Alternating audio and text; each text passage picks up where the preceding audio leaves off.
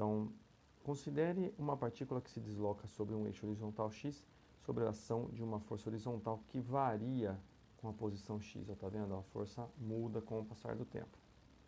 Com a posição x da partícula, de acordo com o gráfico representado. Sabe-se que o tempo gasto pela partícula para chegar à posição x igual a 10 é de 4 segundos. Então, para percorrer esses 10 metros aqui, demora 4 segundos. Uma coisa importante que eu esqueci e nem acabei de botar no gráfico, é que a força está numa escala de 1000 newton, tá? E x está em metros. Com base nessas informações, analise as afirmativas e marque com V as verdadeiras e com F as falsas. Vamos direto eliminar as falsas, tá? A primeira e a quarta afirmativa. A primeira diz: a partícula realiza um movimento uniforme entre as posições x igual a 0 e x igual a 4 metros. Bom, aqui eu tenho uma reta que é paralela ao eixo x. Então isso pode dar a impressão que o movimento é constante, mas não é. É uma força constante. Se eu tenho uma força constante, eu tenho aceleração diferente de zero. Se a aceleração é diferente de zero, quer dizer que a velocidade está variando, então não é um movimento uniforme, tá? Então a primeira já é falsa. A quarta, que é falsa, também diz: no intervalo entre x 6 metros e x igual a 10 metros, a partícula desenvolveu uma velocidade constante de módulo igual a 4 metros por segundo. Bom, o valor nem interessa para a gente. Por quê? Porque para que a velocidade seja constante, a força resultante sobre essa partícula tem que ser zero. E ela só é zero aqui, ó, nesse ponto, tá?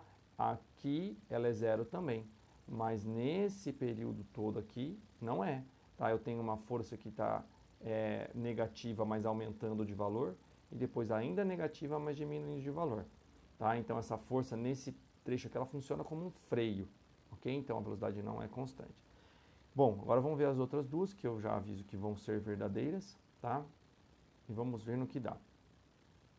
A segunda, então. O trabalho realizado sobre a partícula entre as posições 4 e 6 metros é correspondente a 4 kJ. Para fazer isso, o que eu vou ter que fazer, né? Eu vou ter que calcular a área, né, que ele está me dando no gráfico, a área de alguma determinada figura aí. Então, ele fala entre 4 e 6 metros. Entre 4 e 6 metros, eu tenho essa figura aqui, ó, que é esse triângulo, tá? Então, olha como é que vai ficar. Esse triângulo, até apagar aqui, esse triângulo, ele tem o seguinte formato, ó. Ele vai do 4 para o 6, então a base é 2, e a altura é 4, que é essa altura aqui, ó. Tá? É esse 4 aqui que é a altura, e a base do 4 para o 6 que dá 2. Então, esse triângulo é o que está aqui, ó. Tá? Bom, triângulo de base 2, altura 4, para calcular a área, vai ser base vezes a altura dividido por 2. Logicamente, o 2 vai embora, né? E sobra 4. 4 o quê? 4 kJ, porque lembra que a força está em 1000 newton, tá? Então, esse 4 aqui, ele está numa escala de 1000. Então, é 4.000, porque é 4 vezes 1000, o que me dá 4 kJ, tá? Então, a segunda está verdadeira. Vamos ver a terceira. Na terceira ele fala: a potência média necessária para a partícula se deslocar de x igual a 0 metros até x igual a 10 metros é igual a 4 kJ. Bom, para fazer isso, eu vou ter que calcular a área total aqui, né? Então, eu calculei esse pedacinho, eu vou ter que calcular este pedaço também e este pedaço também, tá? Primeiro, vamos calcular este pedacinho aqui, ó. Esse pedacinho é um triângulo de base 4, ó, e altura 2, ó, tá vendo? Base 4 e altura 2. Que é equivalente a um triângulo de base 2 e altura 4, né? Então vai dar a mesma área do outro, só que negativo. Só que eu vou fazer aqui, ó, para não restar dúvidas.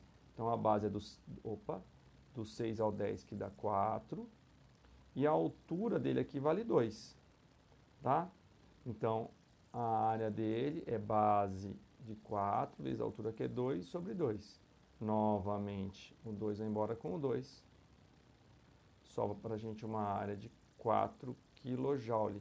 Só que como ela está abaixo do eixo, então esse menos 2 aqui, que é altura, esse 2 é menos 2, na verdade, então fica menos 4 kJ. Então olha o que vai acontecer.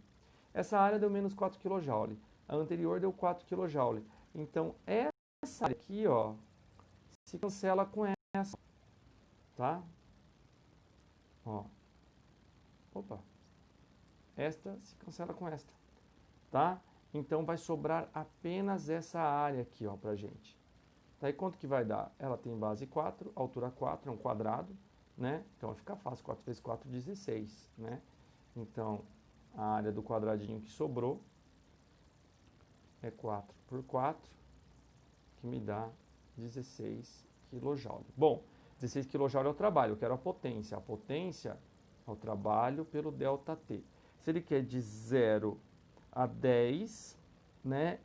Ele disse que demora 4 segundos, lembra? O trajeto todo. Então vai ficar 16 dividido por 4, que dá 4 kW, né? Porque aí potência é em watt. Então potência vai dar 4 kW.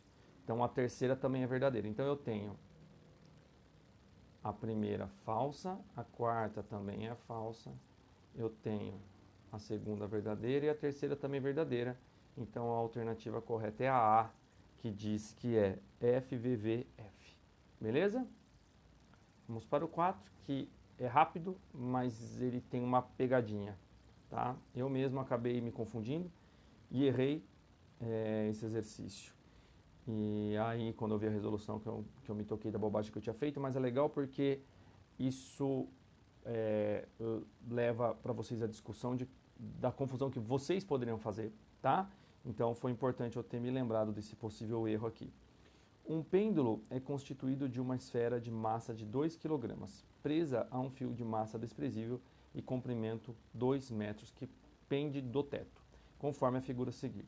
O pêndulo oscila formando um ângulo de 60 graus com a vertical, perdão. Nessas condições, o trabalho realizado pela força de tração, ó, ele quer o trabalho da força de tração que o fio exerce sobre a esfera, certo? Entre a posição mais baixa e a mais alta em Joule-Joule. Olha que capcioso, porque como ele dá o ângulo e tudo mais, na hora eu comecei a calcular.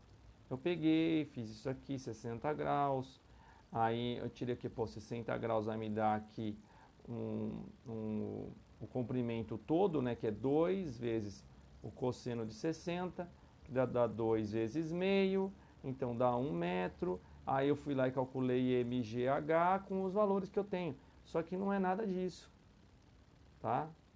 Não é nada disso. Por quê? Porque se você observar o movimento de pêndulo, tá? Como é o movimento do pêndulo? Ele faz isso aqui, não é? O fio está sempre assim, não é? Ó. O fio está sempre fazendo o papel de força centrípeta aqui, né? Ele que executa a força centrípeta para esse centro aqui, ó. Centro, não é?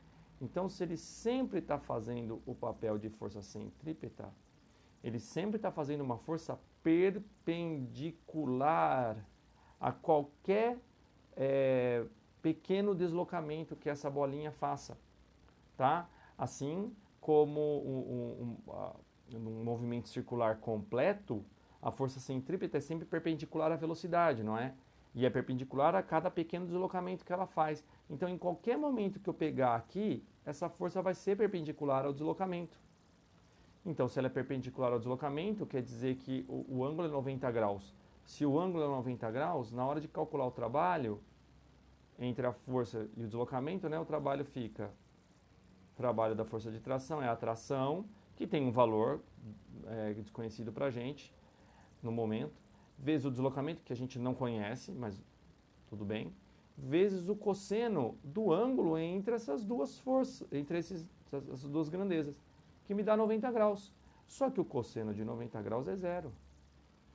Então, o trabalho todo é anulado, é nulo. Certo? Então, a alternativa correta é a alternativa C, zero. Tá? É uma baita pegadinha aqui, então tem que tomar cuidado com esse tipo de exercício, tá? Lembra? Conceito, antes de tudo. Antes de começar a fazer conta, conceito.